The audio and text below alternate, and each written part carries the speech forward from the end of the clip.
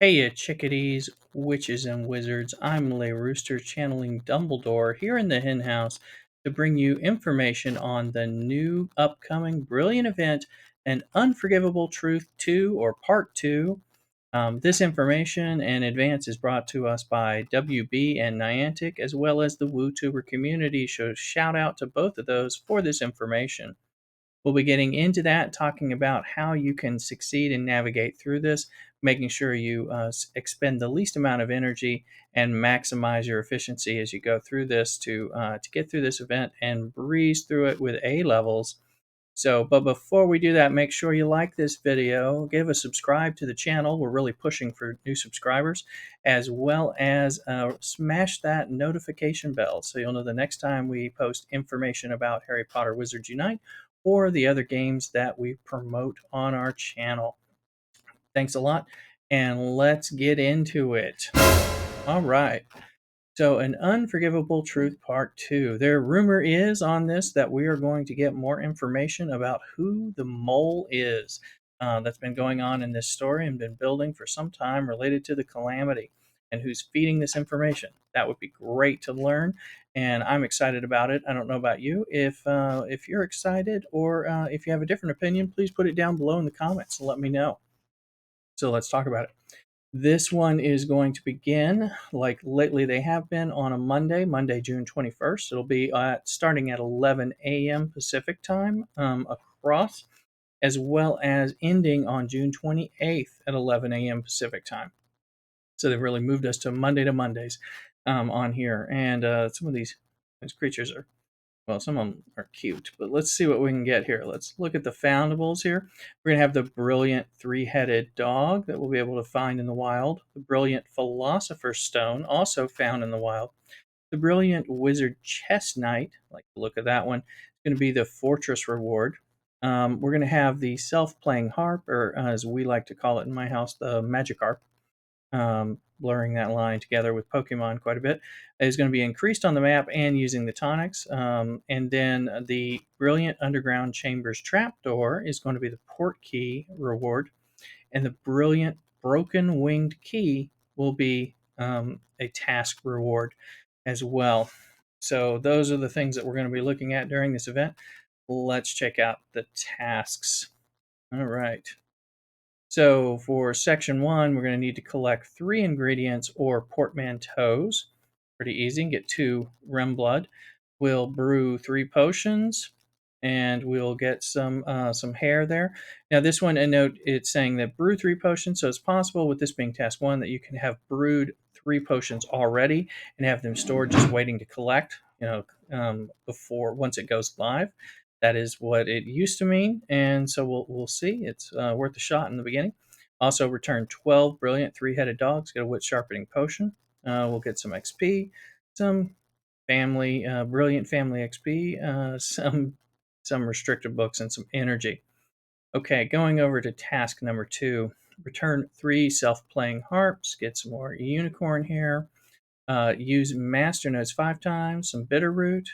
Collect 6 brilliant and unforgivable truth runestones, and get 6 snowdrops. Always exciting when we get snowdrops, at least in my house. XP, family, brilliant family, and restricted books and energy giving out there. So notice that we have to use the master notes 5 times on the second point. So that's where we have to actually brew the potions and use the notes, whereas the other one where we have to brew the 3 potions may allow us to do it in advance. So we could be able to skip through that pretty quickly. Second task, you'll have to do that.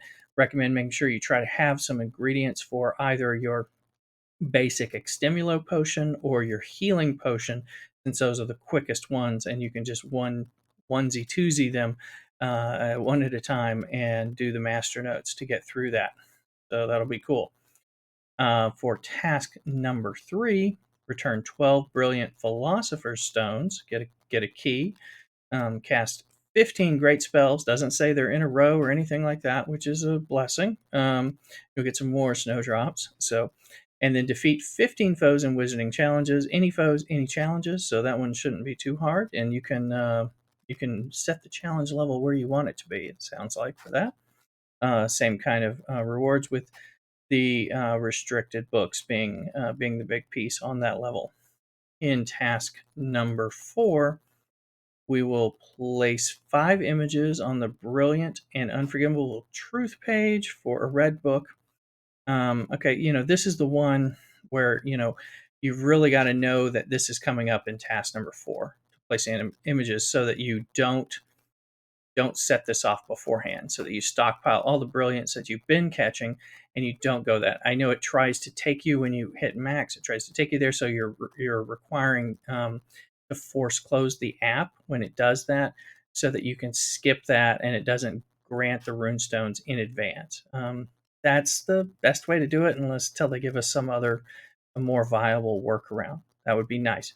But be aware of that. Try to keep a check on your counts as accrual, so that you know when you have to do that. I know I have carelessly accidentally placed that or gone to the page and then had to rework it longer, so that can really stall me out. Don't let that happen to you. All right.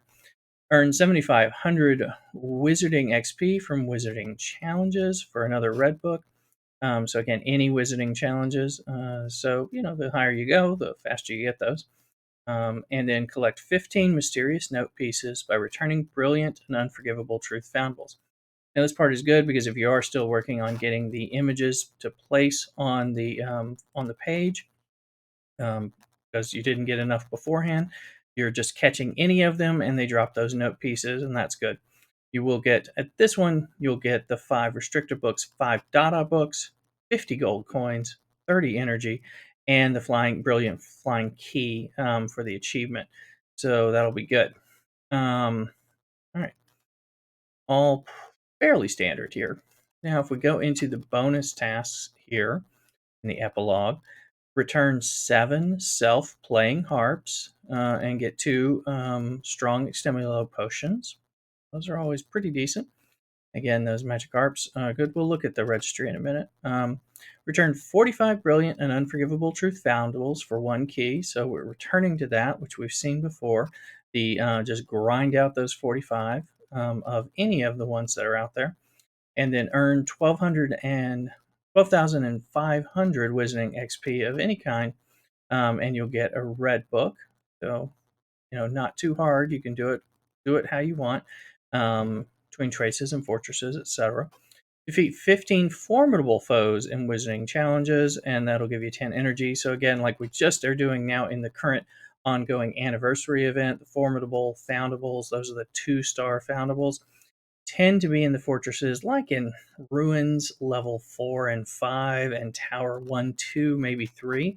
So if you kind of live in there, which is a lower range, you're not going to get as much experience from them, but that's where you'll find the greatest majority of them. I know I was just doing that today in the anniversary event to get those formidable foundables. It means everyone's going to be looking for it. So to figure out how friendly you can be and collaborative with people, if people are going to take some turns and work on their specialties, or if it's a free-for-all. So don't repeat with the people that make it unpleasant for you. That's for sure. And then you need to win in your highest unlocked chamber 1 time for a Barufio Brain Elixir potion. So at this point, that tends to mean Dark Chamber 5 for everyone in my house and elsewhere. But again, if you start getting into that sooner, say by Thursday, Friday, Saturday, there's usually plenty of people riding the night bus trying to do the same thing. So you can sit in there and you can either get it done on the first try, which has been my luck lately, but at least by the second try. So if you keep getting in there, just remember the etiquette that generally goes on with the fortress. If there's not a good mix and not enough people, dropping out about 30 seconds before the end, so everyone has time to know that people are dropping out and coming back. It's kind of an unwritten signal code. If you drop out later than that, people are confused and sometimes think you're going to stick with it, and then they're thinking they're going to go in, and then they get stuck, and that just breeds ill content. So avoid that. Drop out at 30 seconds unless you're ready to stick in to go live. So just word of advice. Also, once you complete the bonus event, you get 2,000 XP, 100 Brilliant Family XP, 5 Dada books. You'll get the badge there, 20 energy, and more of the portmanteau hidden door and all that. So That will be cool. Again, it's like that. A lot of the special things will be coming from what we get in the story. For those of you who are interested in the story, I know I am. Finding out who is it? Who's the mole in the agency? What's going on? What are we going to find out, or is it going to be clear, or just some strong hinting to raise the suspicion level even further? So we'll see on that. Well, let's pop over to my office here and look at the game so you can see the registry. We've got the magic harp, as we call it, in the house, or the self-playing harp here. It's in the room of requirement 4. I've got it at gold. You may too, because there's not a lot of tough stuff, and it's been around since the beginning of the game. So, however, if you're wanting to play through that, or if you're trying to move up in your prestige levels, go ahead and be looking for these other items and catching them in advance, so that you'll be ready to play some prestige and take advantage of the increased drops for the harp. Dirigible plums and things like that they tend to be a little less frequent in my experience. It may be different in the area and biomes where you are, but keep that in mind. So that'll be the event. And curious what you're thinking about, and what you think about the event, who you think the mole is, who you how much information about the mole do you think we're going to get? And are you satisfied with it once we do get it? Put all that stuff down in the comments. All right. So again, I appreciate you hanging out with me in the hen house. I'm running this as a YouTube video as well as a podcast. So anyone who needs to see the infographics from the podcast, please come over to the YouTube. The link will be in the description there for the podcast. But for the YouTube, also, please be aware that I stream Harry Potter a couple times weekly on the weekends, as well on Twitch, twitch.tv. You'll find my links down below to my Twitch stream.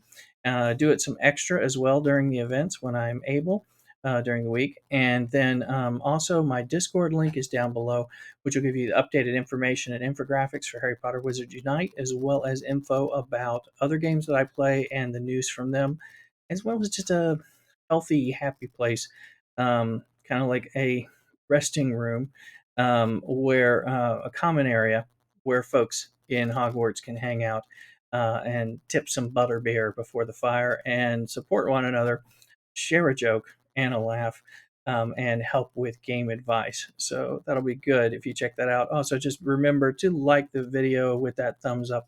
Um, give us a comment, hit that notification bell so you catch my next informational video, and help us out as well as subscribing to the podcast and providing some listener support. All of those things really go a lot toward driving this content and help me out a lot. Thank you so much for being here. And until next time, cock-a-doodle-doo.